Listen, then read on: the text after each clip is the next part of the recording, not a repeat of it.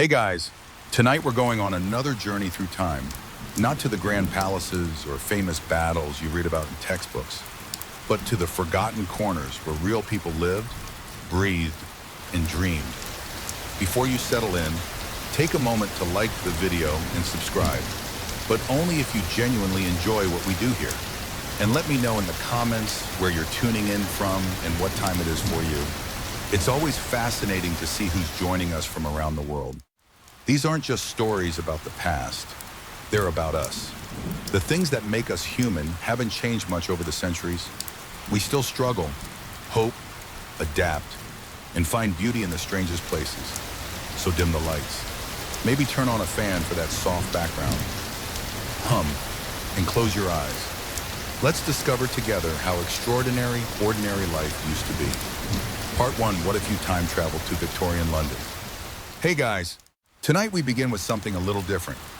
Instead of just learning about history, we're going to live it. So before you get comfortable, take a moment to like the video and subscribe, but only if you genuinely enjoy what I do here. And let me know in the comments where you're tuning in from and what time it is for you. It's always fascinating to see who's joining us from around the world. Now, dim the lights, maybe turn on a fan for that soft background hum, and let's ease into tonight's journey together. You wake up, but something's terribly wrong. The air tastes like metal and smoke. Your phone is gone. The bed beneath you feels different, harder, lumpier, and definitely not memory foam. Outside your window, the world has turned sepia-toned and grimy. Horse hooves clatter on cobblestones. Someone's coughing violently 3 doors down. A deep, wet sound that rattles windows and doesn't stop. Congratulations, you've just arrived in 1850s London, and your survival countdown has begun. Hour 1, your first shock. The first thing that hits you isn't the poverty or the grime, it's the smell. Imagine opening your refrigerator after a 2-week power outage, then mixing that with exhaust fumes, wet dog, and something that might once have been cabbage.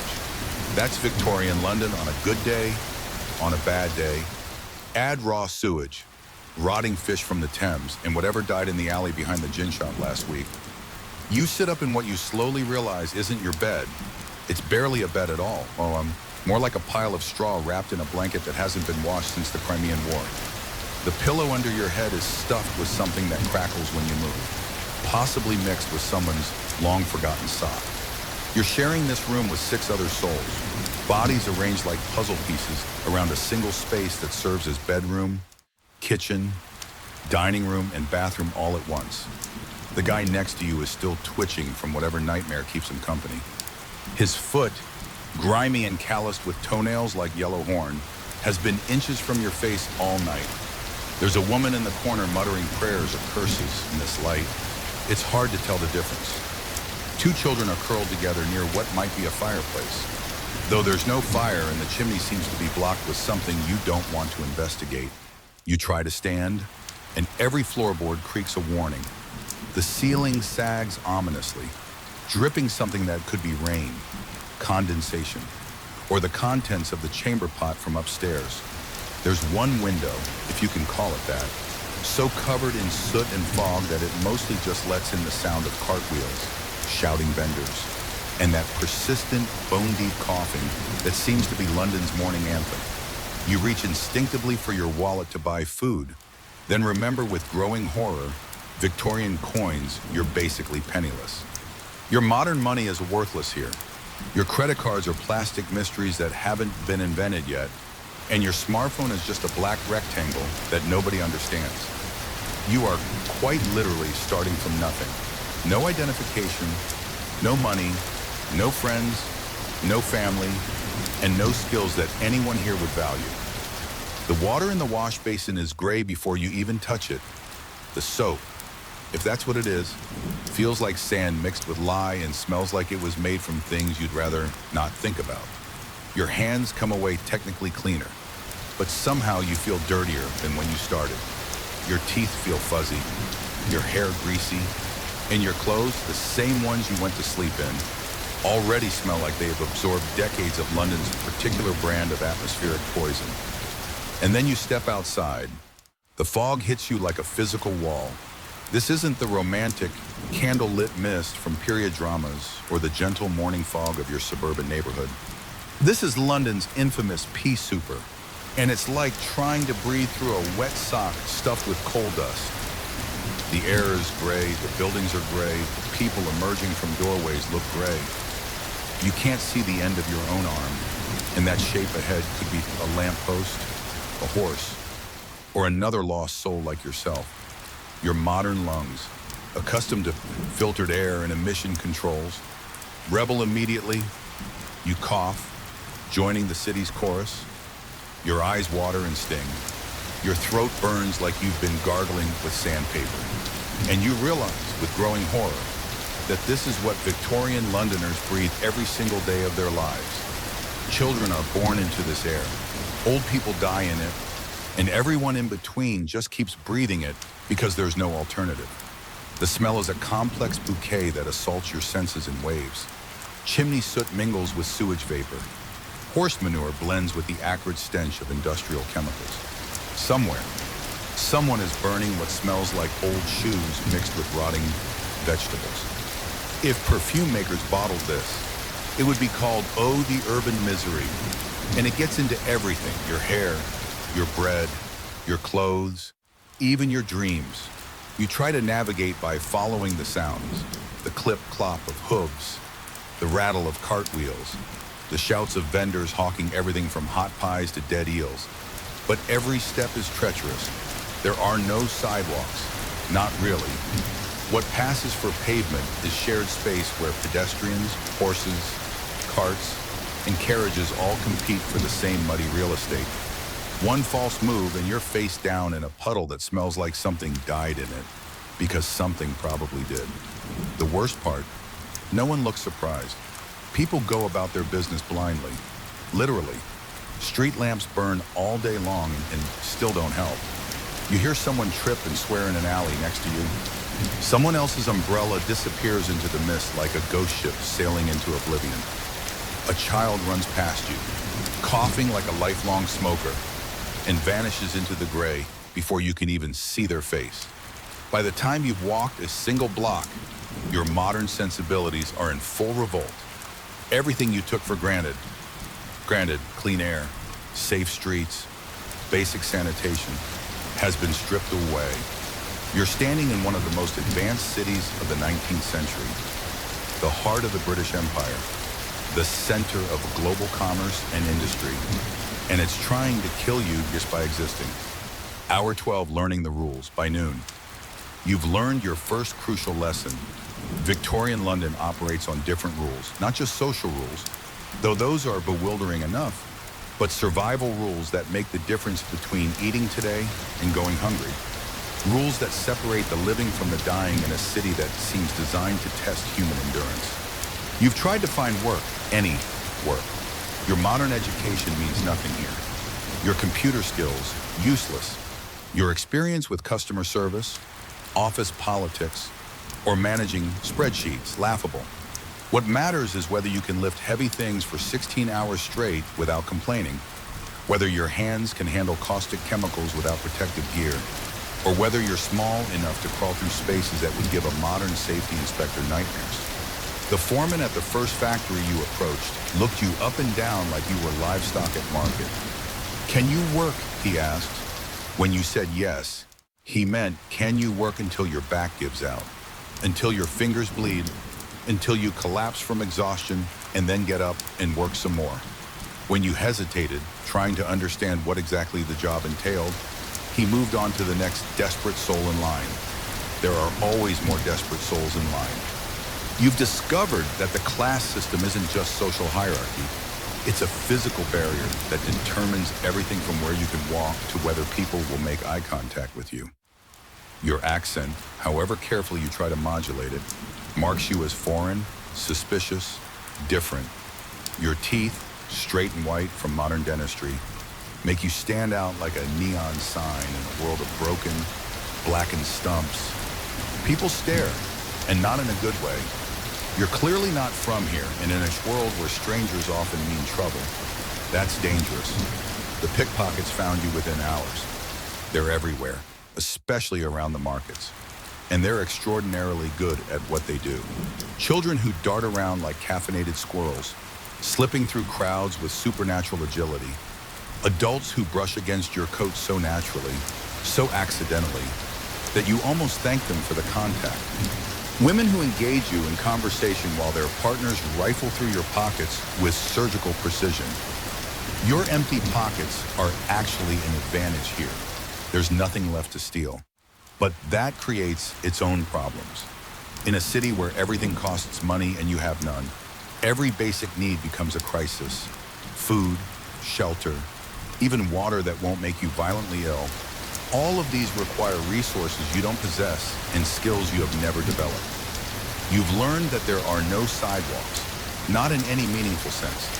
The streets are battlefields where pedestrians, horses, carts, and carriages all compete for the same treacherous terrain. The main roads are rivers of mud mixed with horse manure, industrial runoff, and things you'd rather not identify.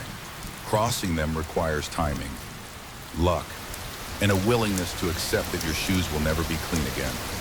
The gutters run down the middle of the street, carrying all the city's discarded glory in a flowing stream of horror. Rotting vegetables bob alongside dead rats. Coal ash mixes with the contents of chamber pots dumped from upstairs windows. Occasionally, you spot a shoe floating past. Whether it still contains a foot is a question you've learned not to investigate too closely. By evening, you understand that Victorian poverty isn't like modern poverty. There's no safety net, no government assistance, no food banks or homeless shelters. When you're hungry, you stay hungry until you can earn, beg, or steal your next meal. The only charity comes from churches and workhouses. And both come with the conditions that make prison look comfortable. The workhouse looms in your mind like a threat. You've heard whispers about it from other desperate souls. A place where the destitute are helped by being worked to the bone in exchange for food so bland, it feels like punishment, and accommodation so grim, it makes your current shared room seem luxurious. You're not here to thrive. You realize, Ron, you're here to not die too loudly. But you've also discovered something unexpected kindness exists here, though it's rare and precious.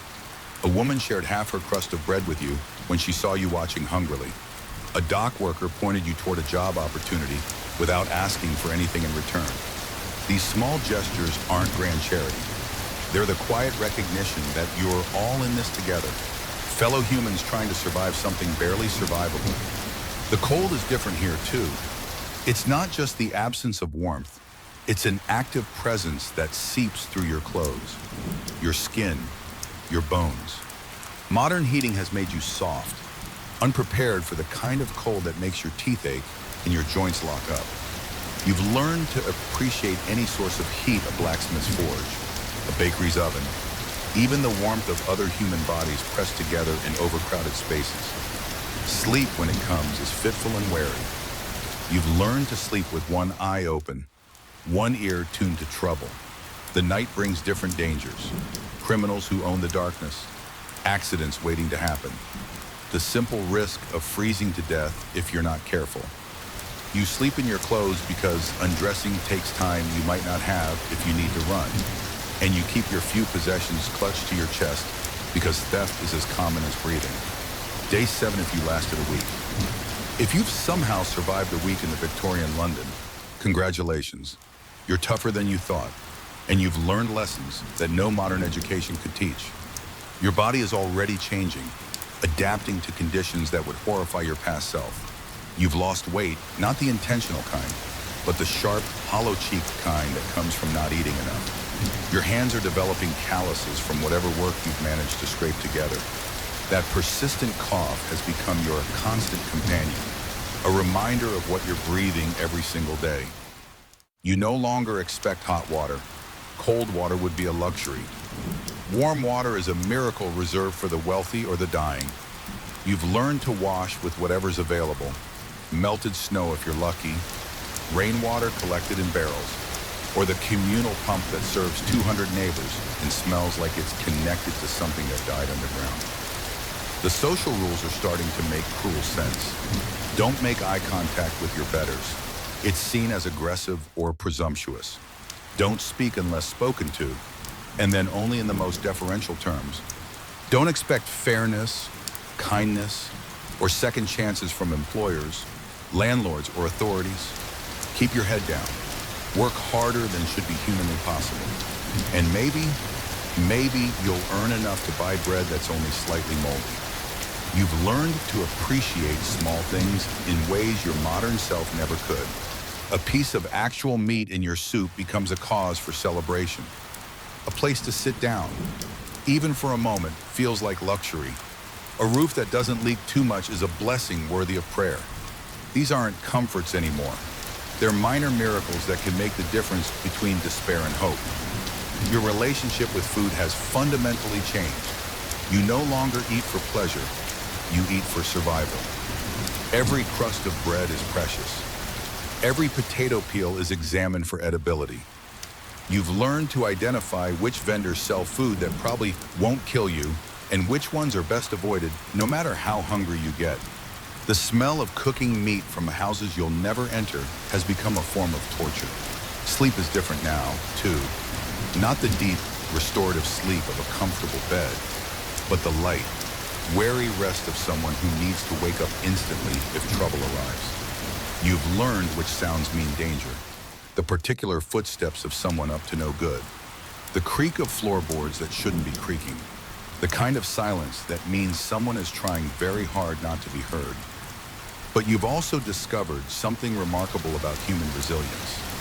The people here, ground down as they are by circumstances that would break most modern humans, still find ways to be human. They share what little they have with those who have even less. They laugh at jokes that aren't particularly funny just to break the crushing weight of daily existence.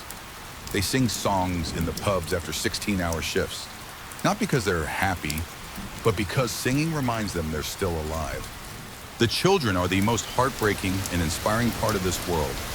They play elaborate games with scraps of wood and pieces of string, creating entire universes from nothing. They work in factories and mines and chimneys, but they still find moments to be children, racing through alleys, sharing stolen apples, telling ghost stories that are probably true in a city full of actual horrors. Women carry burdens that would crush most modern people. They work all day, then come home to work more, cooking, cleaning, caring for children, taking in laundry or piecework to earn a few extra pennies. They manage household budgets that would challenge a professional accountant, stretching 3 shillings to cover rent, food, fuel, and everything else a family needs to survive. Yet somehow they find time to comfort crying children, to gossip with neighbors, to maintain tiny gardens in window boxes that bring a touch of beauty to otherwise gray lives. You're beginning to understand the rhythms of Victorian life. Up before dawn, because daylight is precious and candles cost money. Work until your body gives out because stopping means starving. Eat whatever you can get because hunger is a constant companion. Sleep when exhaustion finally overcomes anxiety because tomorrow will bring the same struggles all over again. The fog no longer surprises you.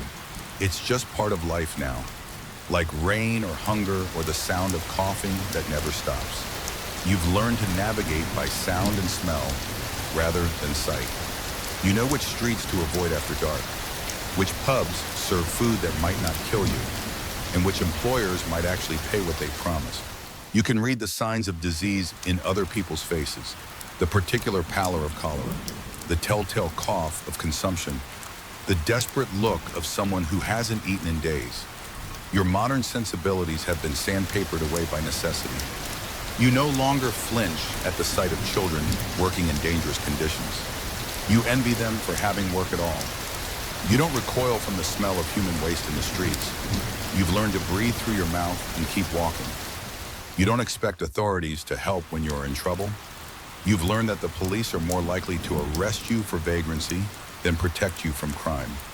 But perhaps most importantly, you've discovered what real community looks like. When everyone is struggling, mutual aid isn't charity, it's survival strategy. The woman who shares her fire so you can warm your hands. The man who tells you which factory is hiring. The family that makes room for one more body in their overcrowded space when the temperature drops below freezing. These aren't grand gestures. They're the daily acts of solidarity that make life possible in impossible circumstances. After a month, you're no longer a time traveler playing at poverty. You're a Victorian, shaped by the grinding reality of daily survival in one of history's most challenging urban environments. The transformation isn't just physical, though your body has certainly changed. Thinner, harder, marked by the constant struggle. Your skin has taken on the grayish tinge that comes from breathing soot every day. Your nails are permanently black. Your teeth, once your giveaway as a modern person, are now stained and beginning to loosen from poor nutrition in the acidic air. But it's your mind that's undergone the most profound transformation. You no longer think in terms of comfort and convenience. You think in terms of necessity and survival. You plan your day not around entertainment or personal fulfillment, but around the basic requirements of staying alive, finding food, earning money, avoiding disease, staying warm enough to survive the night. You've learned the unspoken rules that govern Victorian life at the bottom of society. How to defer to your social superiors without seeming servile or sarcastic. How to bargain for spoiled vegetables without offending the seller who could ban you from their stall.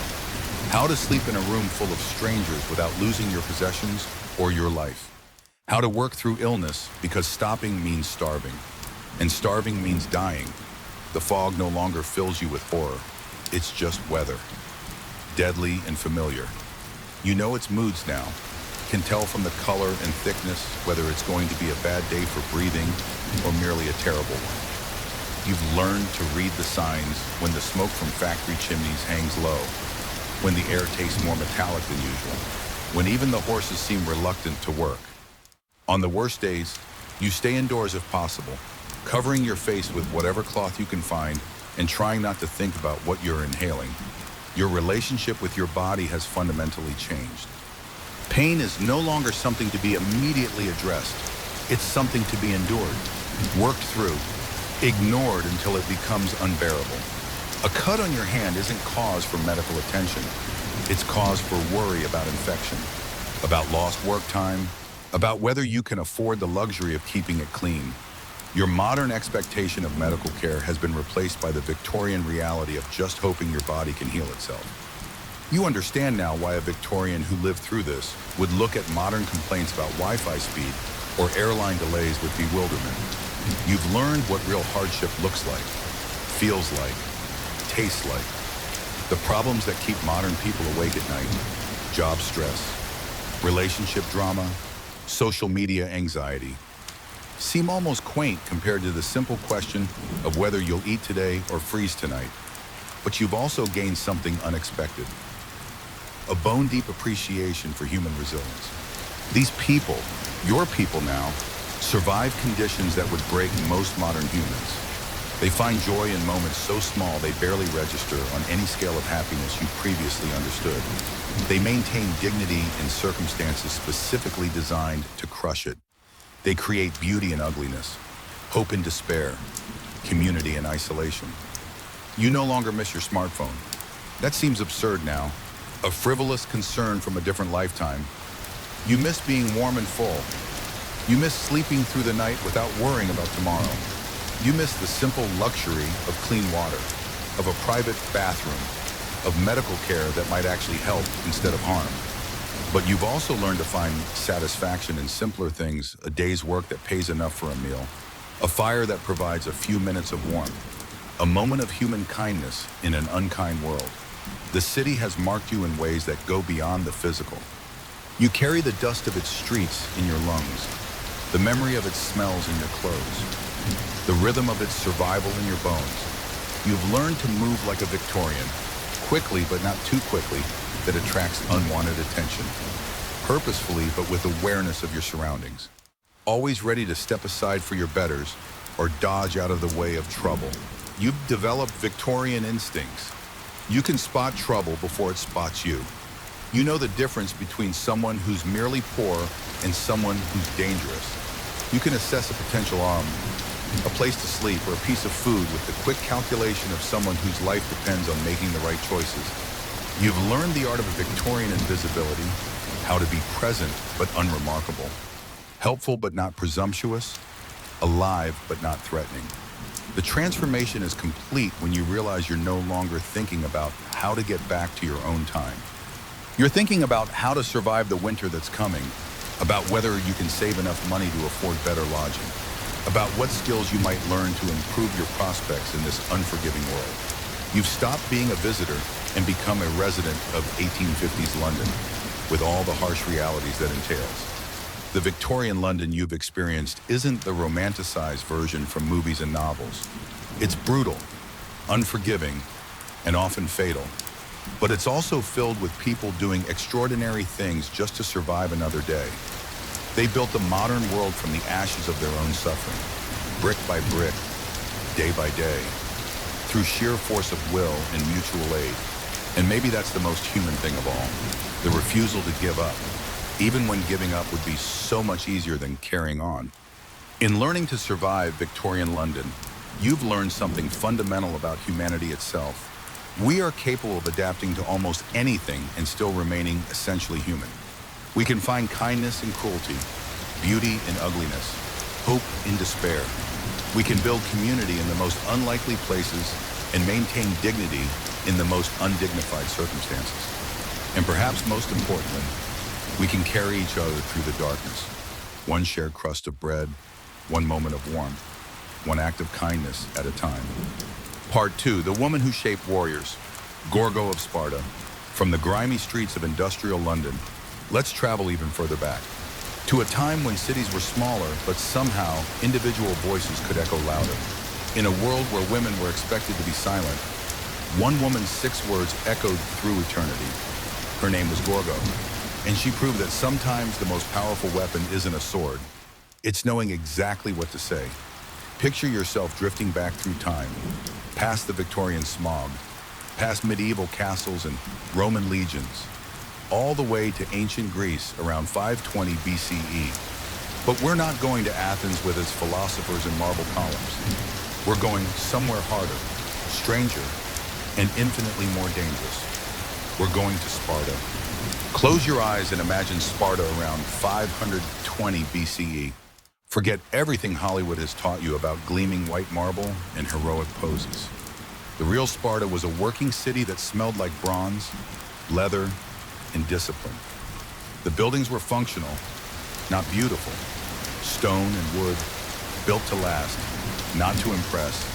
The people were hard in ways that modern humans can barely comprehend. Shaped by a society that had chosen military excellence over every other human pursuit. Into this world of warriors and iron discipline was born a girl who would become more feared than most generals, more quoted than most philosophers, and more remembered than most kings. Her name was Gorgo, and from the moment she could walk, she was being prepared for a kind of power that most women in the ancient world could never dream of wielding. Picture 8-year-old Gorgo. While other Greek girls her age were learning to weave in silence and walk with downcast eyes, Gorgo was attending royal councils where the fate of Greece was being decided. Not as decoration or entertainment, but as an observer being trained to think like a ruler. Her father, King Cleomenes I, wasn't following normal Greek customs. In Sparta, women weren't hidden away in women's quarters. They were expected to be strong, intelligent, and outspoken because the Spartans believed something radical. Strong women produced strong sons. But Gorgo proved she was extraordinary even by Spartan standards. The moment that defined her came when she was just 8 years old, and it involved something that would destroy many ancient kingdoms. Persian gold. A foreign ambassador had arrived in Sparta with the usual Persian diplomatic approach. Bags of silver and gold to buy Spartan loyalty rather than earn it. This wasn't unusual. Persia was famous for purchasing allies, and their wealth made them confident that every man had his price. As the adults whispered and the ambassador smiled his practiced diplomatic smile, young Gorgo did something that would echo through history. She stepped forward, looked up at her father, King Cleomenes, and delivered a warning that cut through the political niceties like a blade. "Father, you had better leave, or this stranger will corrupt you." Think about that for a moment. An 8-year-old girl, in a world where children spoke only when spoken to, had just diagnosed a political threat and issued a royal command. Not a suggestion, not a question, a command. Her father listened. The Persian was thrown out of Sparta with his gold still in his bags. And everyone in that room learned something important. This little girl had teeth, and she wasn't afraid to use them. But why did she speak when everyone else stayed silent? Because Sparta was different from every other Greek city-state. While Athenian women were locked away in women's quarters, forbidden from appearing in public or speaking to men who weren't their relatives, Spartan women were expected to be partners. They could own property, speak in public, express opinions, and even criticize their husbands if they thought it necessary. The Spartans had made a calculated decision.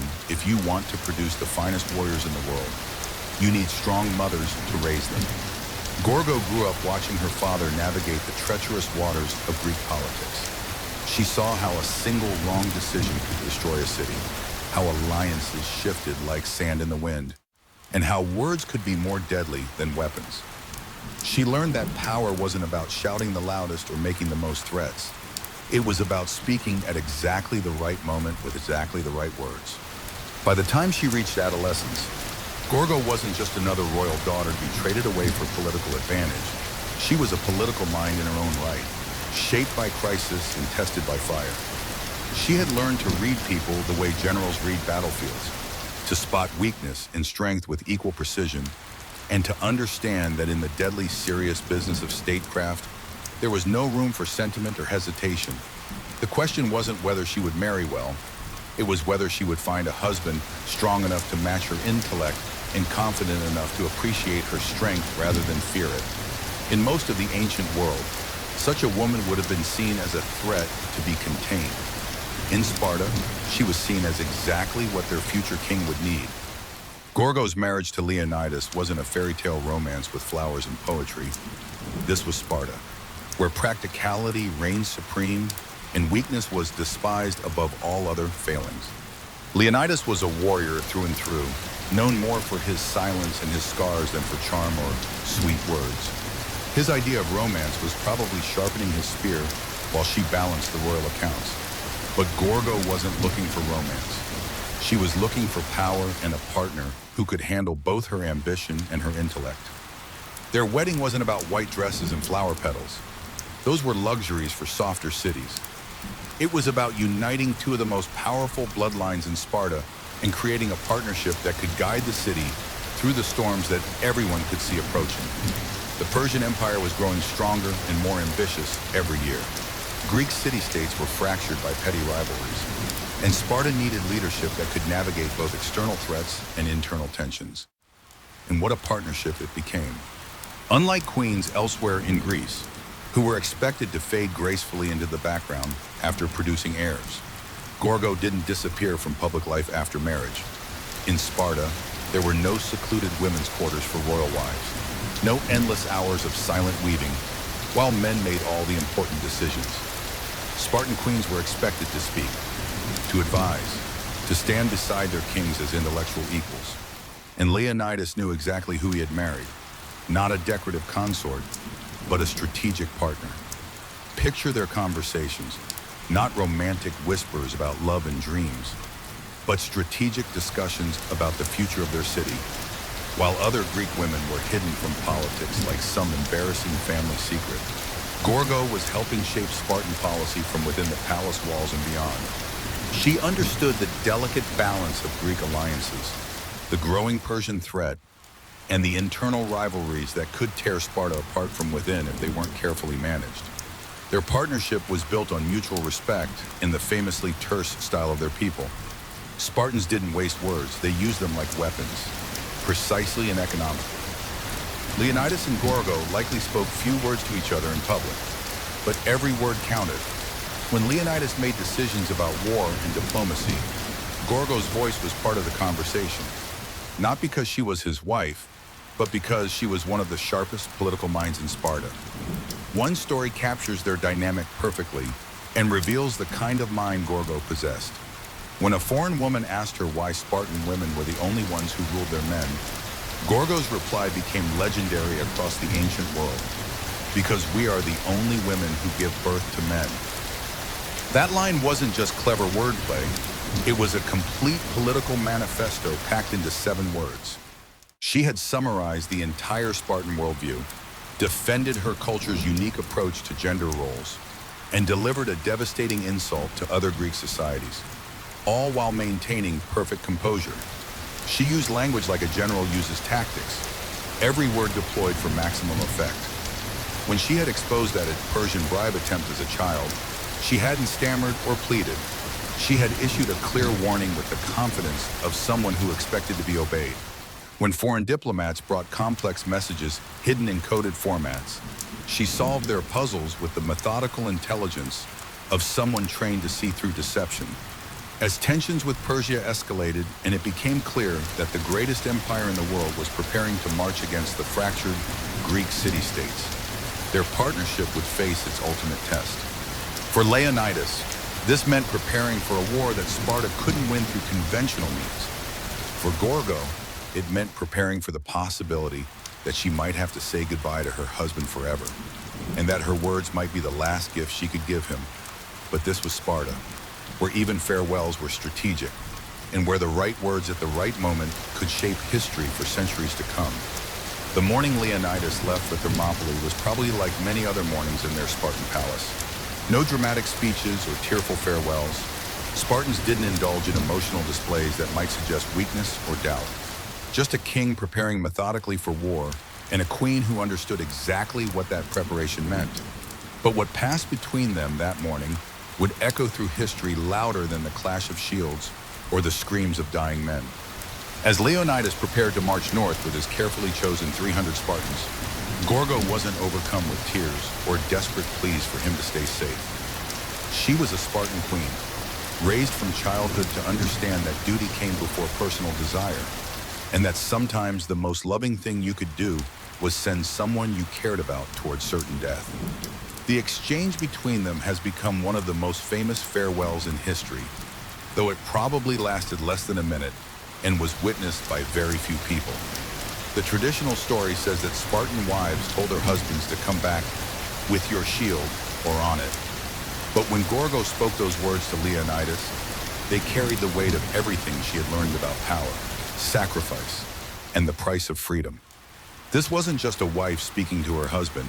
It was one political mind giving final instructions to another. One leader providing strategic guidance disguised as personal farewell. Come back with your shield, or on it, wasn't sentiment or superstition. It was cold, calculating strategy delivered with perfect Spartan economy. In Spartan warfare, your shield wasn't just protection. It was a symbol of honor and commitment to your fellow warriors. Throwing away your shield to run faster was the ultimate disgrace. Proof that you had chosen personal survival over collective honor. Coming back on it meant being carried home dead after fighting to the last breath, having fulfilled every obligation to city and comrades. Gorgo was reminding Leonidas of something he already knew, but in a way that would stay with him through whatever horrors lay ahead. Death in honor was infinitely preferable to life in shame. If he couldn't win this impossible battle, he was to die standing, fighting, remembering that his death could serve Sparta even if his life couldn't save it. But there was a deeper political calculation in those words, because Gorgo understood the larger strategic picture in ways that most military minds couldn't grasp. Sparta couldn't afford to look weak, not with the Persian Empire watching and weighing Greek resolve. If Leonidas retreated at the first sign of overwhelming odds, it would signal to every city-state in Greece that Persian power was irresistible. That submission was inevitable. If he died heroically against impossible odds, it would inspire all of Greece to resist rather than surrender. From a cold political analysis, his death might actually be more valuable than his survival. A living Leonidas could lead only 300 men. A dead Leonidas could inspire 300,000. Gorgo knew this, and she was making sure he knew it too. She was giving him permission to die. And more than that, she was commanding him to make his death count for something larger than personal survival. Leonidas understood perfectly. He kissed his wife goodbye with the casual affection of a man leaving for a day's work. gathered his 300 chosen warriors, and marched north to face the largest army the world had ever seen. At the narrow pass of Thermopylae, he and his men held back hundreds of thousands of Persians for 3 days, buying precious time for Greece to organize its defenses and proving that Persian soldiers could bleed and die apace like any other men.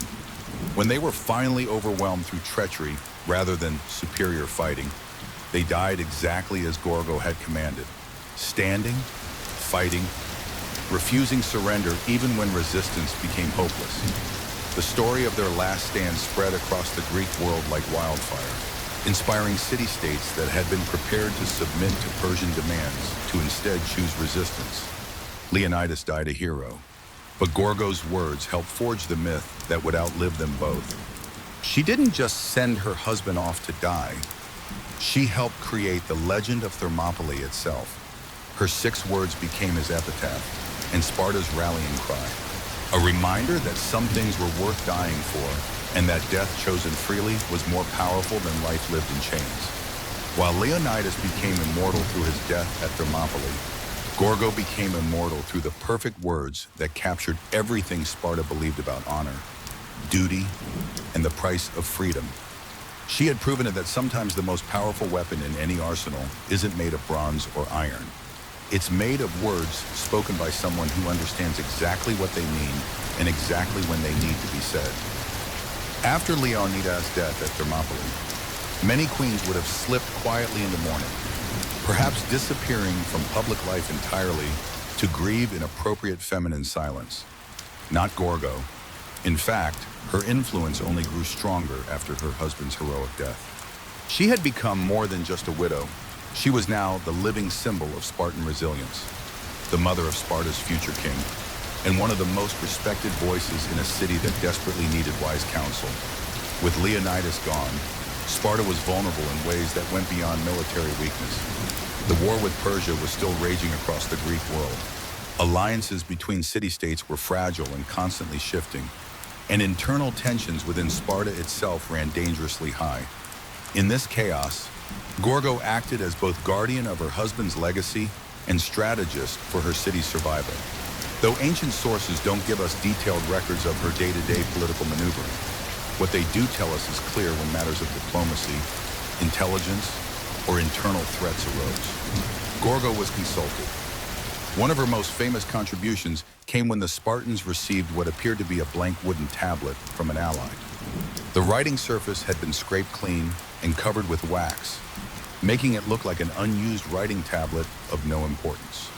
The men of the Spartan council were completely baffled by this apparent non-message. What was the point of sending an empty tablet? Was it some kind of insult? A mistake, but Gorgo, applying the same analytical mind that had spotted Persian bribery when she was 8 years old, looked at the puzzle differently. She calmly instructed the men to scrape off the wax coating. Beneath it, carved into the wood itself, lay a hidden message warning of Persia's planned invasion, intelligence that helped Sparta prepare for the battles ahead and quite possibly save thousands of Greek lives. This wasn't luck or feminine intuition. It was the same razor-sharp intelligence that had been analyzing political threats since childhood.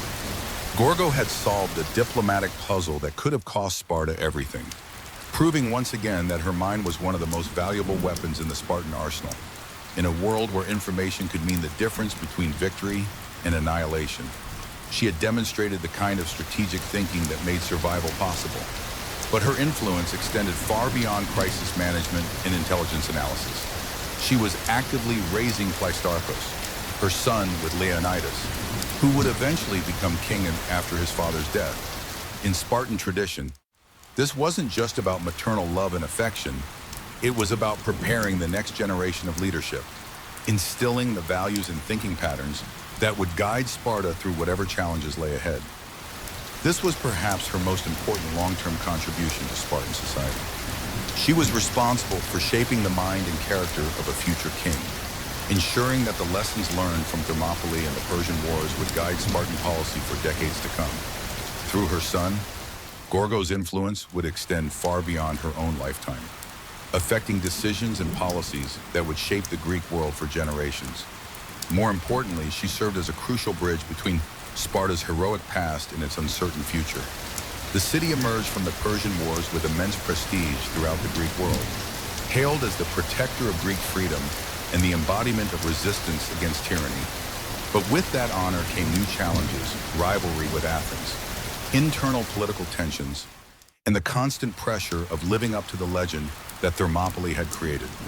As these tensions simmered toward what would eventually become the devastating Peloponnesian War between Athens and Sparta, Gorgo's presence provided both continuity and wisdom. She was a living link to the generation that had saved Greece, a reminder of what Spartan virtues could accomplish when properly directed, and a voice of experience in a world that was changing rapidly around them.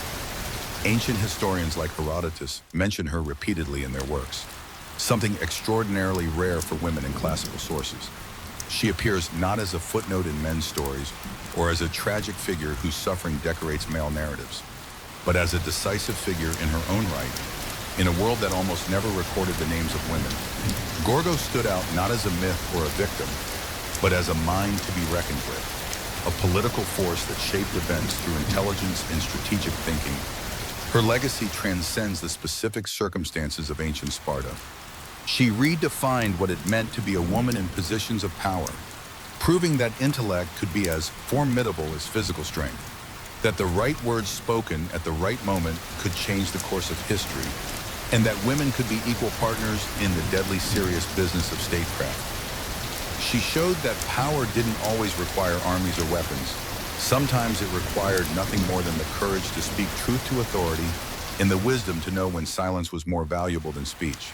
Today, over 2,500 years later, her name is still remembered not because she was beautiful or tragic or scandalous, but because she was formidable.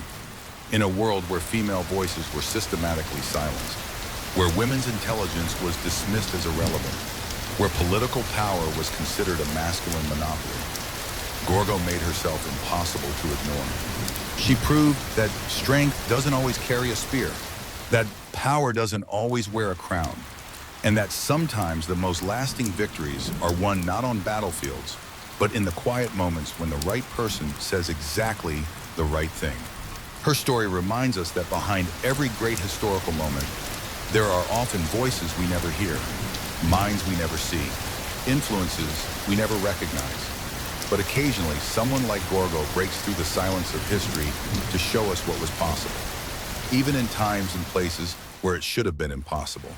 She stands as proof that individual brilliance can transcend social limitations, that wisdom can overcome prejudice, and that 6 perfect words, spoken at exactly the right moment, can echo through eternity and remind us all of what it means to live and die with honor. In the end, Gorgo's greatest victory wasn't over any foreign enemy or domestic rival.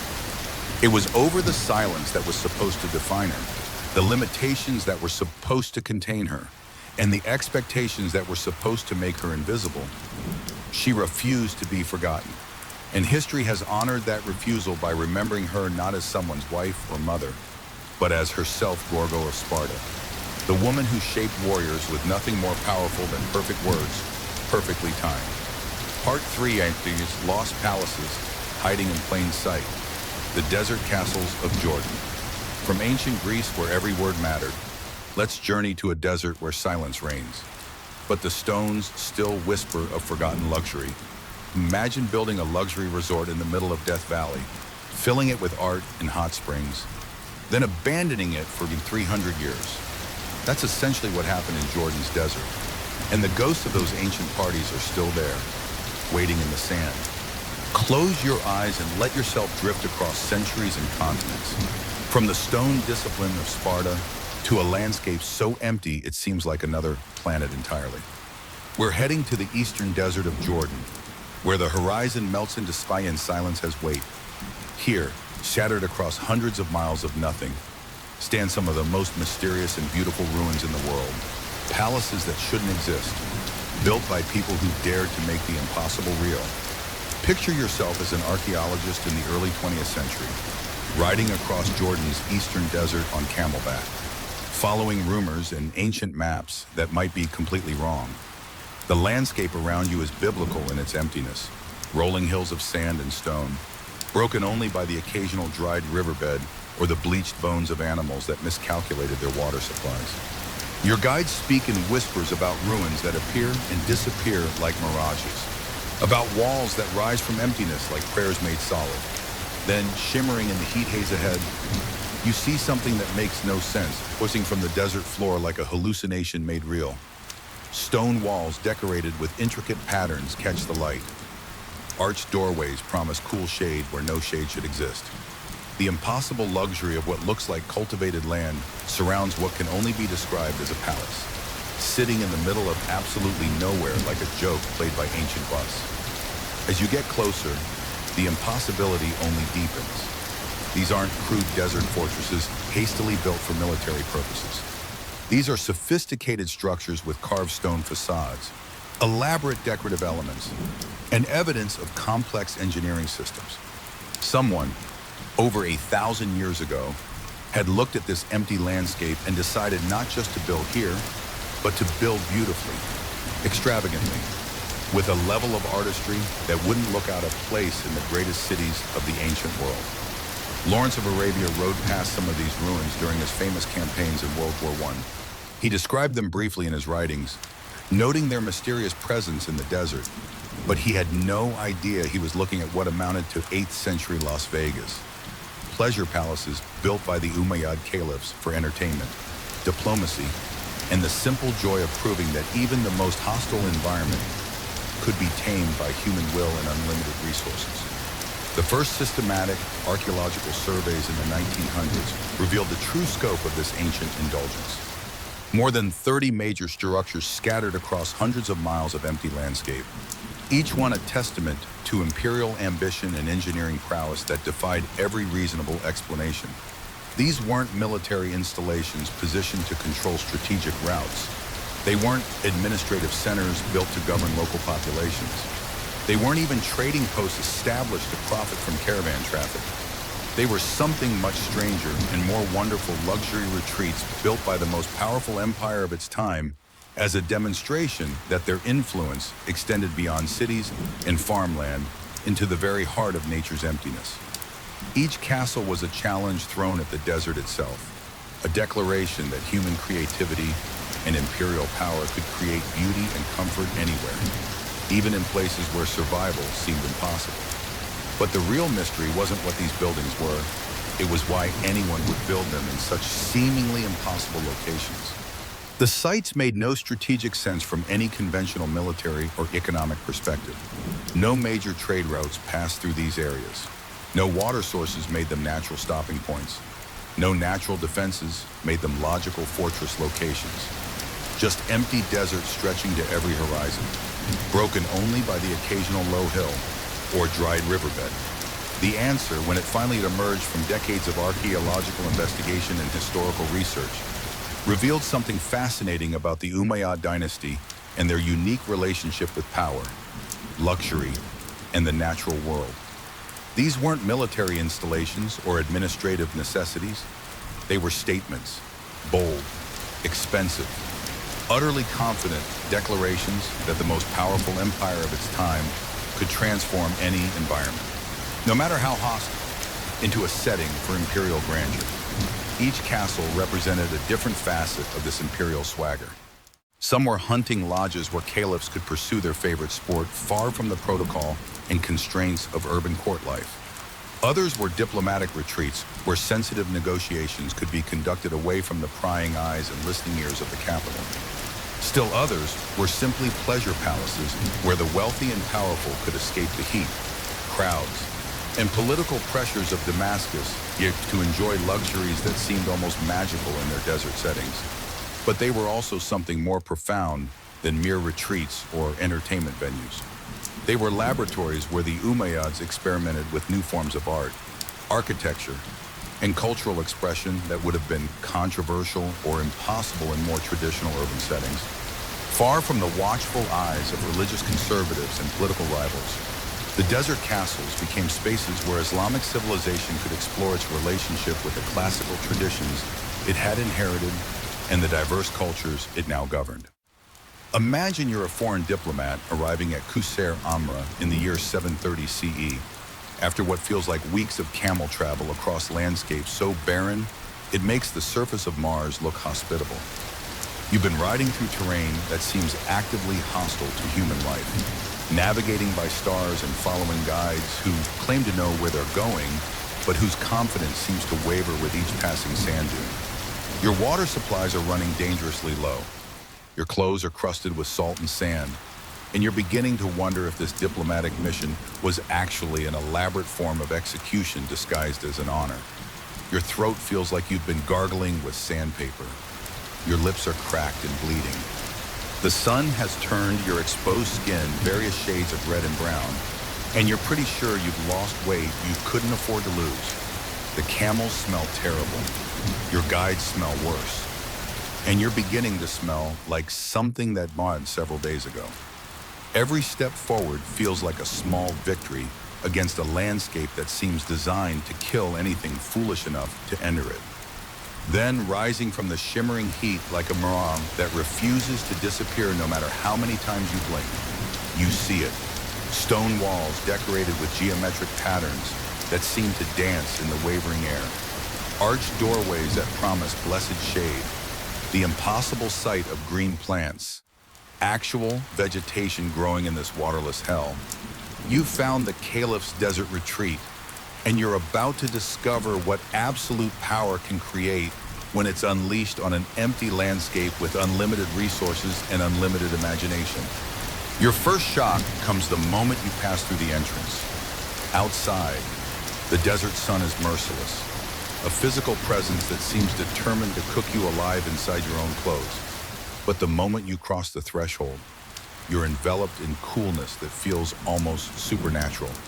The walls are thick limestone that absorbs heat during the day and releases it slowly at night, creating natural air conditioning that puts modern systems to shame. Clever architectural features channel the slightest breeze into cooling drafts that flow through the building like invisible rivers of comfort. But it's the decoration that truly takes your breath away. What's left of it after days of breathing superheated sand? These walls shouldn't exist, let alone be covered in art that rivals anything in Damascus or Constantinople. Frescoes cover nearly every surface, depicting hunting scenes where nobles pursue exotic animals. Musicians playing instruments you recognize from Persian and Byzantine courts. Women bathing in elaborate pools. Astronomical charts that map the heavens with scientific precision. And even mythological figures from Greek and Roman legend. In a culture that would later become famous for avoiding human figures in religious art, these paintings are almost scandalous in their boldness.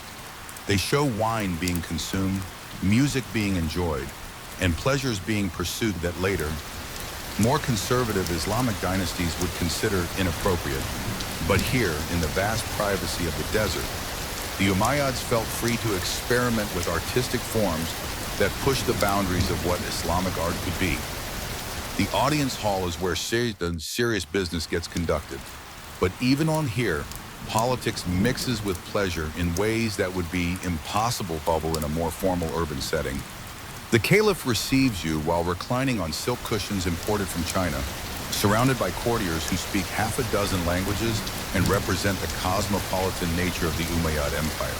Servants appear with refreshments that seem impossible in this setting, cool drinks served in crystal goblets, fresh fruits that must have been transported hundreds of miles through the desert, delicate pastries that speak of skilled cooks and well-stocked kitchens. Everything needed to conduct high-level diplomacy is here. Translators, scribes, maps, and the kind of luxury that impresses foreign dignitaries and demonstrates imperial power. But it's all wrapped in an atmosphere of relaxation and informality that would be unthinkable in the rigid protocol of an urban palace. Here, away from the watching eyes of courtiers and competitors, real negotiations can take place, genuine relationships can be built, and the serious business of empire can be conducted in an atmosphere of surprising intimacy. Then comes the real revelation, the baths. Following Roman tradition but enhanced with Islamic innovations, the hammam complex represents the pinnacle of luxury in a land where water is literally more precious than gold. You begin in a changing room decorated with mosaics that tell stories from classical mythology. Then you move through a series of rooms with gradually increasing temperatures. Warm chambers where your body slowly adjusts. Hotter rooms where sweat begins to flow freely. And finally, the steam room where conversation flows as freely as the perspiration. This isn't just hygiene, it's a complete sensory experience that serves multiple purposes. The heat opens your pores and relaxes muscles tense from desert travel. The social ritual builds relationships and facilitates diplomatic conversations in an atmosphere of shared vulnerability and comfort. The luxury of unlimited hot water in a desert environment demonstrates imperial power more effectively than any army or treasury could. As evening falls and the brutal desert heat gives way to the surprisingly cool night air, the palace transforms again. Musicians appear as if by magic, playing instruments from across the known world.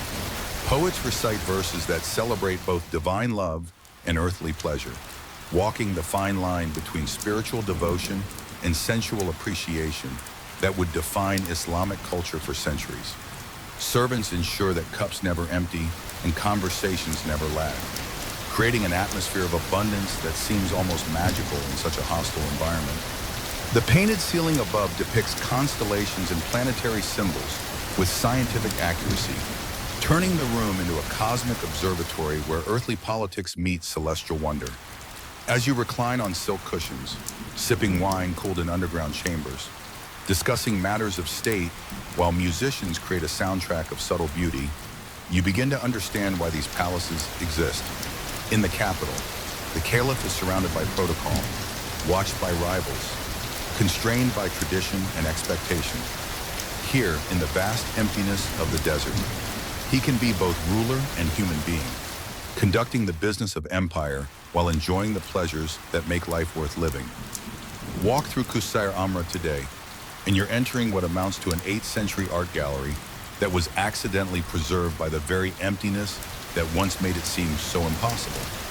The frescoes that cover nearly every surface tell stories that challenge everything most people think they know about early Islamic art, culture, and the complex relationship between religious devotion and earthly pleasure that defined the Umayyad period. Start with the most politically audacious artwork in the entire complex, the famous Six Kings fresco. Here, painted in vivid colors on a wall in what was literally the middle of nowhere, are the rulers of the known world, the Byzantine emperor with his distinctive crown, the Persian Shah in his elaborate robes, the Negus of Ethiopia with his royal regalia, and others, all apparently paying homage to the Umayyad Caliph. Its visual propaganda so bold it takes your breath away, a claim painted in permanent pigments that even in this remote desert palace, all earthly power acknowledged Islamic supremacy. But it's the other paintings that really reveal what happened in these desert retreats and challenge our assumptions about early Islamic culture. There are images of musicians and dancers captured in mid-performance, their instruments and poses suggesting the kind of entertainment that would have scandalized later. More conservative Islamic courts, scenes of people enjoying wine and elaborate feasts, with details so precise you can almost hear the laughter and conversation that once filled these rooms. Most shocking of all to modern eyes accustomed to strict Islamic prohibitions on figurative art are the bathing scenes. Nude figures enjoying the luxury of unlimited water in artistic compositions that wouldn't look out of place in a Roman villa or Byzantine palace. These walls witness pleasures that would make Victorian art critics faint, and activities that later Islamic dynasties would consider grounds for religious censure. The astronomical ceiling represents perhaps the most sophisticated blend of science and art in the entire complex. Painted with meticulous accuracy based on the best astronomical knowledge of the time, it shows the zodiac, planetary positions, and constellation charts that served as both decoration and functional star maps. This wasn't just pretty decoration, it was cutting-edge science, combining Greek astronomical traditions with Islamic innovations and Persian astrological knowledge to create a cosmic map that was both beautiful and useful. What makes these images so remarkable isn't just their artistic quality or their controversial subject matter, but what they reveal about Umayyad identity and the unique cultural moment they represent. This was a dynasty that saw itself as heir to multiple civilizations: Roman engineering, Persian luxury, Byzantine artistry, and Arab military prowess. They weren't destroying the past or rejecting foreign influences. They were synthesizing everything valuable from the cultures they had conquered into something new and uniquely Islamic. The frescoes are visual manifestos declaring that Islamic civilization could embrace and improve upon everything that came before. The Greek mythological figures aren't pagan corruption. They're evidence of cultural confidence. The astronomical charts aren't secular science divorced from religious devotion. They're attempts to understand the divine order of creation. The scenes of earthly pleasure aren't rejection of spiritual values. They're celebration of the good things God has provided for human enjoyment. But why did the Umayyads feel free to create art that later Islamic dynasties would consider controversial or inappropriate?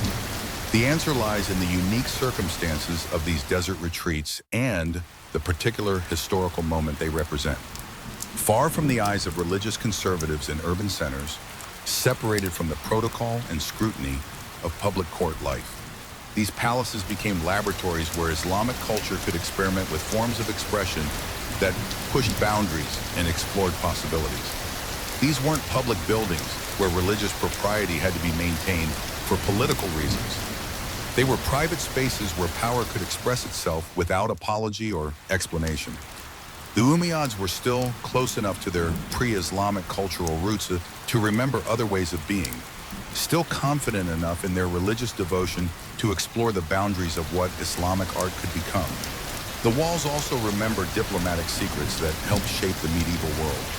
Treaties were negotiated in these rooms. Alliances formed over shared meals.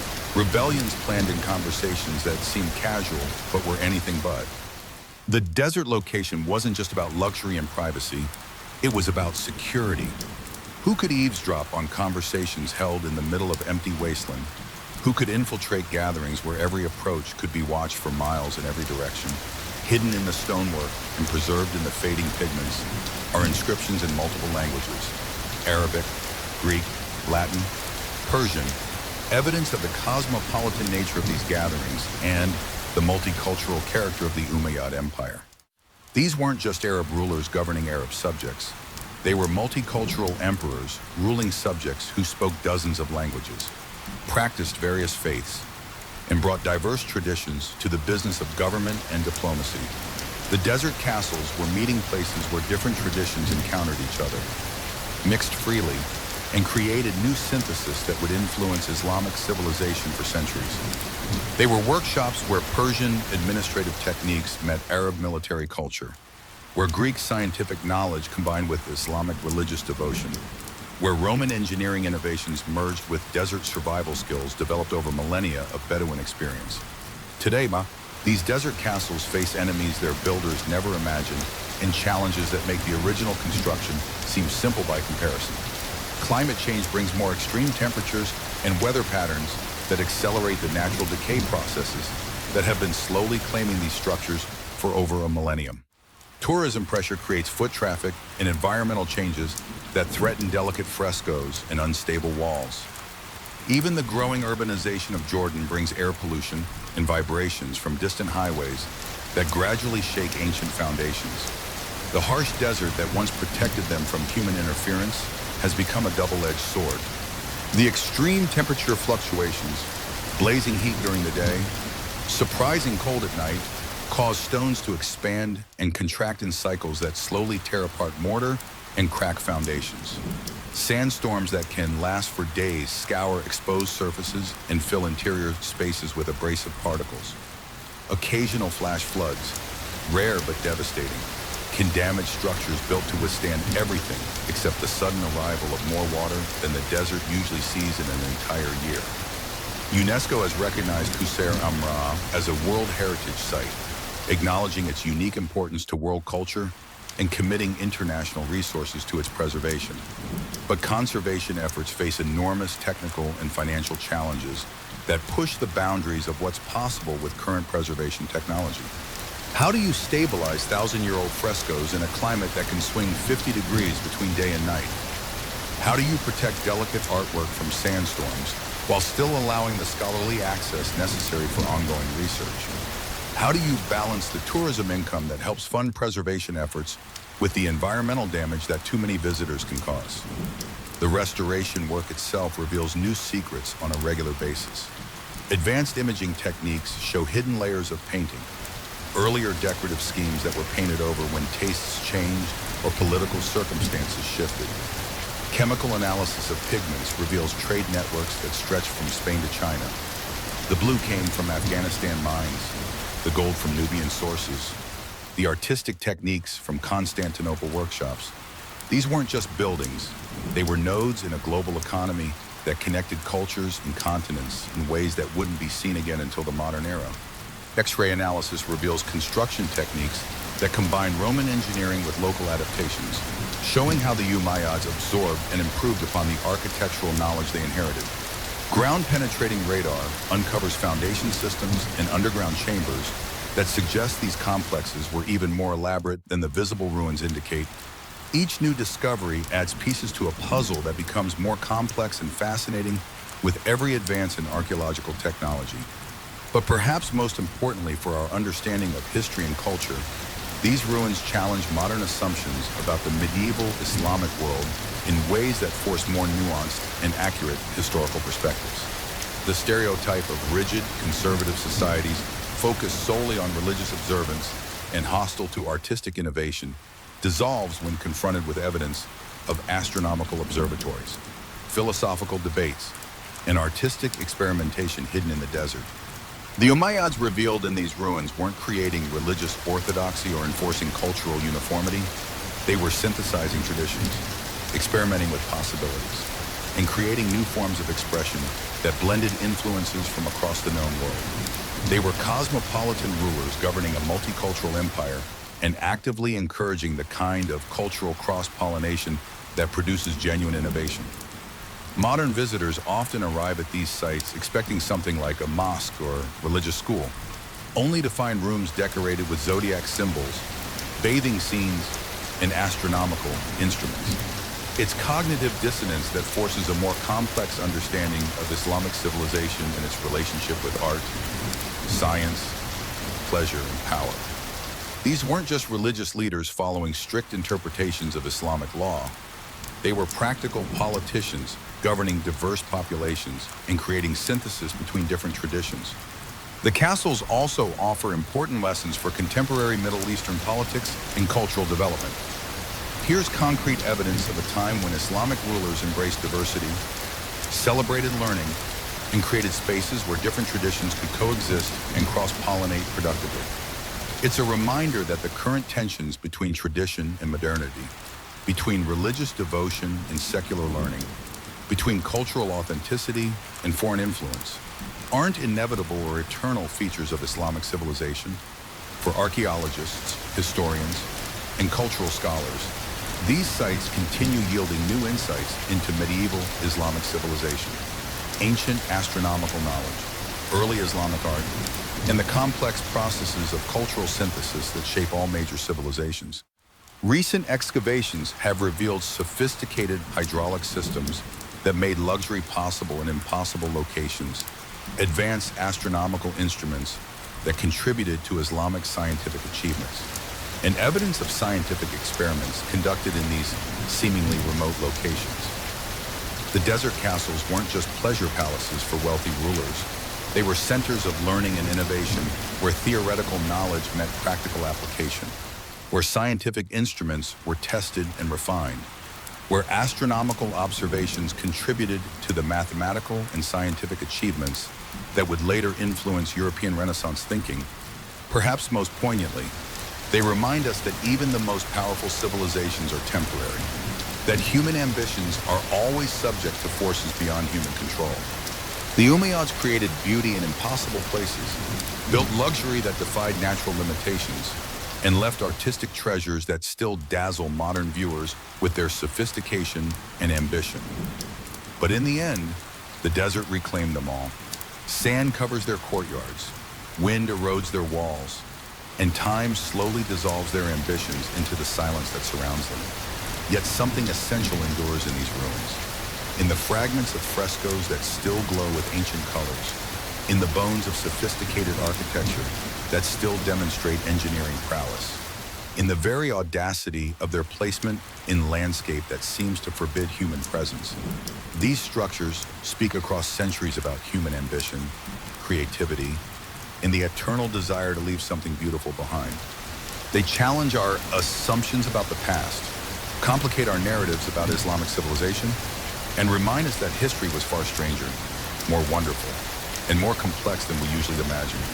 Standing in these ruins today, surrounded by silence so complete it seems to have weight, looking up at painted ceilings where ancient astronomers once mapped the heavens, you can almost hear the echoes of those vanished gatherings, the music, the conversation, the laughter of people who dared to bring civilization into the heart of emptiness and, for a brief moment in the long sweep of history, succeeded completely. Part 4. How humans invented time. The history of calendars. Those desert palaces mark time with star charts painted on ceilings. Which brings us to humanity's eternal obsession, capturing time itself. Right now, you know exactly what time it is, what day, what month, what year. You can plan meetings weeks in advance, schedule vacations months ahead, and even book flights for dates that haven't happened yet. But imagine if you didn't have any of that. Imagine if time was just light and dark, hot and cold, with no names, no numbers, no way to plan beyond tomorrow. That was humanity for most of our existence. This is the story of how we caught time and put it in a box. Close your eyes and drift back through the centuries we've already visited, past the Umayyad astronomers painting constellations on desert palace ceilings, past Gorgo's perfectly timed words that echoed through eternity, past the Victorian workers trudging through fog-choked streets to jobs that started when the factory whistle blew. Go back further, past written history, past the first cities, past the invention of agriculture itself, to a time when humans had language and tools and fire, but no way to measure the passage of days except by watching the sky. 30,000 years ago, your ancestors looked at the same moon you see tonight. But for them, it wasn't romantic or mysterious. It was their calendar, their clock, their only way of measuring the passage of days beyond the simple rhythm of sunrise and sunset. They lived in a world where time was immediate and physical, where planning meant watching the sky and hoping to read tomorrow's weather in tonight's clouds. Picture life before time had names or numbers. You wake when the sun rises because that's when you can see to hunt, gather, or defend yourself from the things that hunt you. You sleep when darkness falls because that's when predators emerge and accidents happen in the dark. But beyond that immediate cycle of light and dark, how do you plan anything? How do you remember when something happened? How do you coordinate with others about when to meet, when to move, when to prepare for the seasons that could mean the difference between survival and death? The answer came from watching the sky with the patience and attention that modern humans reserve for their smartphones. Not just the sun's daily journey from east to west, but the moon's monthly transformation from invisible sliver to brilliant full disk and back to darkness again. Every 29 or 30 days, that bright circle in the night sky would grow from nothing to full brightness, then fade back to invisibility. It was reliable, dramatic, and impossible to miss even if you wanted to ignore it. The moon became humanity's first timekeeper. And we know this because archaeologists have found carved bones and antler fragments with series of notches that correspond exactly to lunar cycles. The Ashango bone from Central Africa, over 20,000 years old, contains markings that many scholars believe track moon phases with mathematical precision. The Blanchard bone from France shows similar patterns. These weren't random scratches made by bored hunter-gatherers. They were humanity's first serious attempts to capture time and hold it still long enough to understand it. But why count time at all when every day was a struggle for survival that left little energy for abstract thinking? Because even Paleolithic humans discovered they needed to plan beyond tomorrow. When would the herds migrate along their ancient routes? When would certain plants ripen and become safe to eat? When would winter arrive with its deadly cold and scarcity? Women needed to track their fertility cycles and predict when children would be born. Hunters needed to coordinate long expeditions that might take them far from safety. Tribal gatherings required advanced planning that could involve people traveling for days or weeks. The moon provided a framework for all of this planning, a celestial metronome that beats steadily through the chaos of daily survival. Your ancestor 30,000 years ago might have said something like, "Meet me at the watering hole when the moon is full again." Not because they had words for month or appointment, but because they recognized patterns in the sky and could use those patterns to organize life beyond the immediate struggle for food and shelter. Think about what a cognitive leap this represented. These early humans weren't just reacting to their environment anymore. They were predicting it, planning for it, organizing their lives around cycles they observed but couldn't control. They couldn't make the moon change faster or slower, but they could use its reliable rhythm to create their own human rhythms of activity and rest, work and celebration, preparation and action. The most fascinating aspect of these early timekeepers is how universal they were across different continents and cultures, from Africa to Europe to Asia. Paleolithic humans were independently developing lunar calendars without any contact between distant populations. It wasn't cultural diffusion spreading ideas from one group to another. It was convergent evolution, the same solution arising independently wherever humans looked up at the night sky and started paying attention to what they saw. Before writing existed, before agriculture was invented, before permanent settlements replaced nomadic wandering, humans were already trying to impose order on the apparent chaos of time. They couldn't control the weather or predict earthquakes, but they could count moon cycles and plan their lives around those predictable celestial rhythms.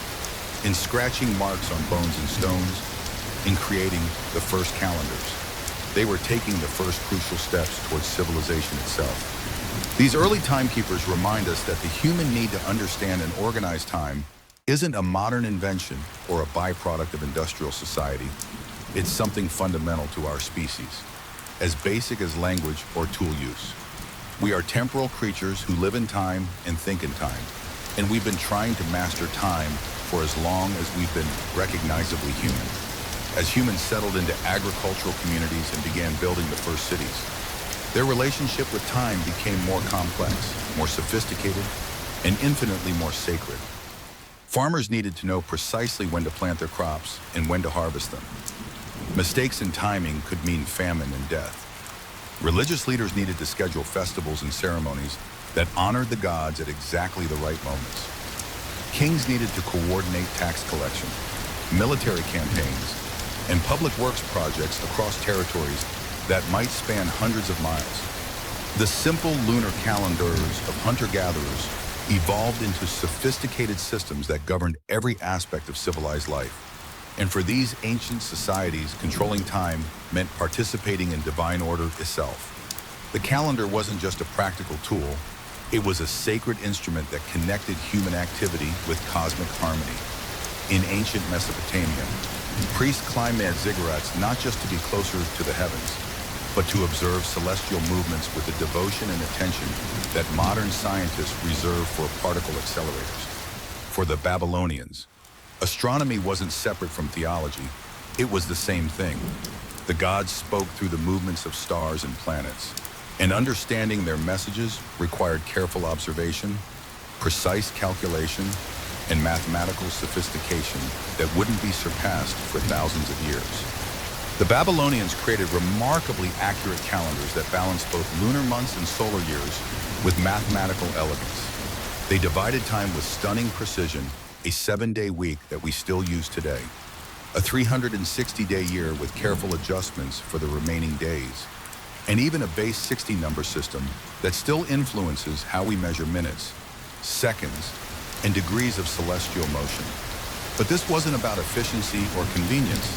It was about divine order. By measuring time correctly, they believed they were aligning human society with cosmic harmony and ensuring that earthly activities matched heavenly rhythms. The Egyptians took a different but equally sophisticated approach. Their calendar was tied intimately to the Nile's annual flood, the life-giving event that transformed their desert kingdom into the most fertile land in the ancient world. When Sirius, the brightest star in the night sky, reappeared at dawn after months of absence, it signaled that the flood was coming within days. This heliacal rising of Sirius marked the Egyptian New Year, not an arbitrary date chosen for political convenience, but a moment when the heavens announced the rebirth of their entire civilization. Egyptian priests developed one of the most sophisticated calendar systems in the ancient world, 365 days divided into 12 months of 30 days each, plus 5 extra days dedicated to the gods and treated as a time outside normal time. It was remarkably close to the actual solar year and far more practical than the purely lunar calendars that other civilizations struggled to reconcile with seasonal realities. But even this mathematical precision served religious purposes. Time itself was sacred, a gift from the gods that humans had to measure correctly and honor appropriately. Across the ocean, completely isolated from old world civilizations, the Maya created what might be the most complex and mathematically sophisticated calendar system ever devised by any human culture. They didn't just track days and years, they wove together multiple time cycles that could calculate dates millions of years into the past and future with precision that rivals modern astronomical calculations. The Tzolk'in sacred calendar counted 260 days based on the interaction of 20-day names with 13 numbers. The Hobbs solar calendar tracked 365 days in 18 months of 20 days, plus 5 unlucky days. The long count measured vast epochs of time stretching back to a mythical creation date. For the Maya, time wasn't linear like our modern conception. It was cyclical, layered, and alive with spiritual significance. Every day had its own character, its own spiritual energy, its own prophetic meaning that could influence everything from personal decisions to imperial policy. Kings timed their coronations to coincide with the auspicious dates calculated years in advance. Wars were planned around celestial events that would favor victory. Even minor decisions like planting crops or conducting trade consulted the calendar's wisdom to ensure success. These ancient calendars reveal something profound about early civilizations that modern secular society has largely forgotten. They saw time as divine rather than mechanical. Controlling the calendar meant controlling reality itself, participating in the cosmic order that governed everything from the movements of planets to the rise and fall of empires. Priests who could predict eclipses were demonstrating their connection to divine knowledge. Kings who could schedule festivals to honor the gods at precisely the right moments were proving their legitimacy as earthly representatives of heavenly power. The calendars weren't just practical tools for organizing society. They were religious instruments that connected human activity with divine will. To keep time correctly was to honor the gods and maintain cosmic harmony. To lose track of time or calculate dates incorrectly was to invite chaos, not just in practical affairs, but in the spiritual realm that governed all earthly events.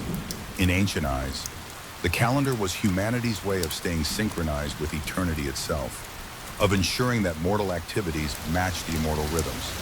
By the 16th century, something was terribly wrong with time itself. The calendar that had served the Western world for over 1,500 years was slowly drifting out of sync with reality, like a clock running just slightly slow. Spring festivals were occurring in winter. Religious holidays fell on astronomically incorrect dates. The entire structure of Christian time was collapsing day by day, and the church was facing a theological crisis that threatened the foundation of religious authority and social order. The problem was subtle but devastating, the kind of error that seems insignificant until it accumulates into catastrophe. The Julian calendar, introduced by Julius Caesar in 45 BCE and hailed as a masterpiece of Roman engineering and mathematical precision, calculated the year as exactly 365.25 days. For ancient purposes, this was remarkably accurate and represented a huge improvement over the chaotic lunar calendars that had preceded it. But the actual solar year, the time it takes Earth to complete 1 hour in orbit around the sun, is about 11 minutes shorter than the Julian calculation. 11 minutes doesn't sound like much when you're talking about periods measured in days and years, but those minutes added up relentlessly, year after year, century after century. By the 1500s, the spring equinox had drifted backward from March 21st to March 10th. The calendar was running nearly 2 weeks behind astronomical reality, and the discrepancy was growing larger every year. For a church that calculated Easter based on the spring equinox and lunar cycles, this was nothing short of catastrophic. Easter, the most important Christian holiday, was being celebrated on the wrong date according to the astronomical criteria established by early church councils. Worse, different regions were using different calculation methods, so Christians across Europe were observing Easter weeks apart from each other. The unity of Christendom was fracturing along temporal lines, with different communities living in different months according to their understanding of when seasons actually began and ended. But the chaos went much deeper than religious holidays. Different countries were essentially living in different temporal realities. Protestant nations, deeply suspicious of any innovation that came from Catholic authorities, clung stubbornly to the old Julian calendar, even as Catholic countries began adopting reform systems. This created a surreal situation where merchants never knew what date their contracts would be honored. Diplomats arrived at negotiations weeks early or late, and international communication became a nightmare of temporal confusion. Imagine trying to conduct business when you and your trading partners were operating according to different month systems. A contract signed on October 15th might be October 15th according to your calendar, but October 5th according to your partner's system. Letters would arrive dated weeks in the future or the past, depending on which calendar the sender was using. Ships would miss their scheduled departures because captains and port authorities couldn't agree on what day it was, let alone what time. The problem became political as much as practical. Time itself had become a weapon in the religious wars that were tearing Europe apart. Catholic calendar, Protestant calendar. The choice wasn't just about astronomical accuracy. It was a declaration of religious and political loyalty that could determine whether you were considered friend or enemy by neighboring rulers. To adopt the wrong calendar was to submit to the wrong religious authority and potentially invite invasion or economic retaliation. Some regions tried to manage the chaos by keeping both calendars simultaneously, maintaining parallel temporal systems that satisfied different political and religious requirements. Russia maintained the Julian calendar for centuries after the rest of Europe had switched to reform systems, creating a permanent 13-day offset that made international diplomacy extraordinarily complicated. England held out until 1752, by which point the gap between Julian and astronomical time had grown to 11 days. When England finally made the switch, riots broke out across the country as people demanded their lost days back. Workers worried that their lives had been shortened by parliamentary decree. Landlords wondered whether they could charge full rent for artificially shortened months. The idea that time itself could be changed by human decision rather than divine will was so disturbing that many people simply refused to accept it. The chaos was compounded by regional and local variations in timekeeping that made travel and communication even more difficult. Some cities celebrated New Year in January, others in March, still others in September, according to different religious and cultural traditions. Market days, court sessions, and military campaigns all operated on different temporal assumptions that had to be negotiated case by case. Medieval Europe was living in a kind of temporal anarchy where time itself couldn't be trusted to mean the same thing in different places. This wasn't just inconvenience or bureaucratic confusion. It was undermining the basic structures of civilization that depended on coordinated activity. How do you run an empire when different provinces are living in different months? How do you coordinate armies when generals can't agree on what day the battle is supposed to start? How do you maintain religious unity when the faithful can't even agree on when to celebrate their holiest days? The solution, when it finally came, would require papal authority, mathematical precision, and the political will to simply delete days from history. But first, the Christian world had to admit something that medieval minds found almost impossible to accept. Their ancestors had been wrong about time itself, and human authority would have to correct what previous generations had established as divine truth. In October 1582, Pope Gregory XIII did something unprecedented in human history. He deleted 10 days from the calendar by papal decree. October 4th, 1582, was immediately followed by October 15th, 1582, erasing 10 days from existence as if they had never happened. A stroke of the papal pen had literally rewritten time. And the modern world was born in that temporal gap between medieval chaos and mathematical precision. The Gregorian calendar reform was the most ambitious attempt to fix time in all of human history. Guided by Jesuit astronomers and mathematicians who combined religious devotion with scientific precision, Gregory's team didn't just adjust the current calendar. They redesigned the fundamental rules of timekeeping to prevent the error from recurring. The solution was elegant in its mathematical complexity. Keep the basic 4-year leap year cycle inherited from the Romans, but skip the leap day in years divisible by 100 unless they're also divisible by 400. This seemingly simple rule change meant that 1600 was a leap year as expected, but 1700, 1800, and 1900 were not, while 2000 was. The mathematical precision was stunning. This brought the calendar's accuracy to within 26 seconds per year of the actual solar cycle. So precise, in fact, that it won't need another major adjustment for approximately 3,000 years. It was a triumph of mathematical thinking applied to cosmic reality, human intelligence imposing order on celestial mechanics. But adoption wasn't immediate, universal, or peaceful. Protestant countries viewed the Gregorian calendar with deep suspicion, seeing it as a Catholic power play disguised as scientific reform. The idea that the Pope could change time itself seemed like an intolerable assertion of papal authority over temporal matters that should be governed by secular rulers. Religious and political resistance meant that different regions continued operating on different temporal systems for centuries. England didn't adopt the Gregorian calendar until 1752, by which point the error had grown from 10 days to 11.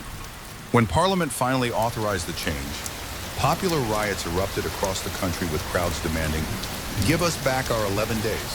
People worried that their lives had been artificially shortened by government decree.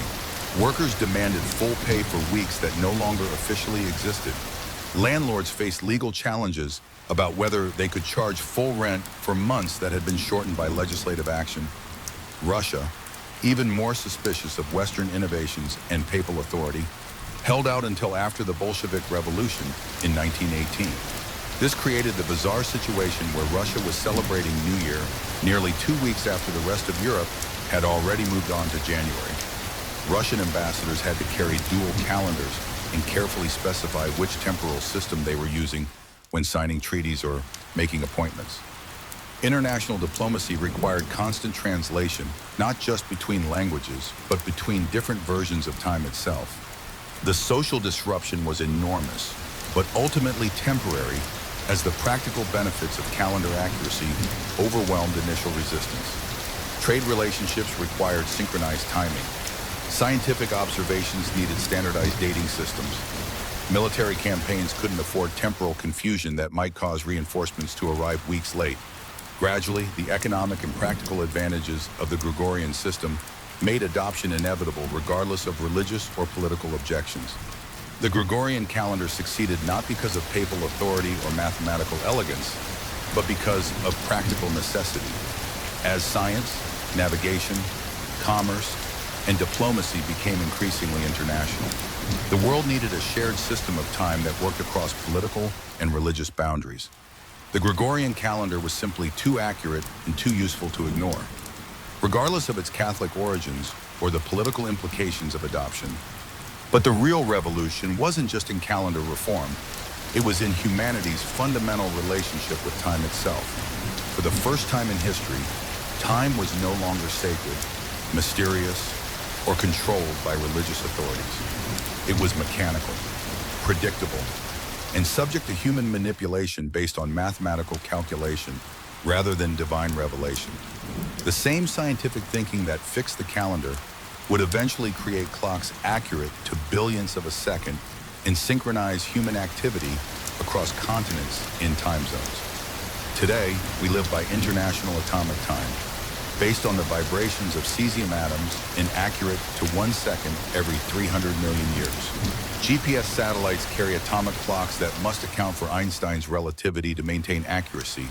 Computer networks synchronize to universal time standards that coordinate everything from stock trading to airline schedules to internet communications.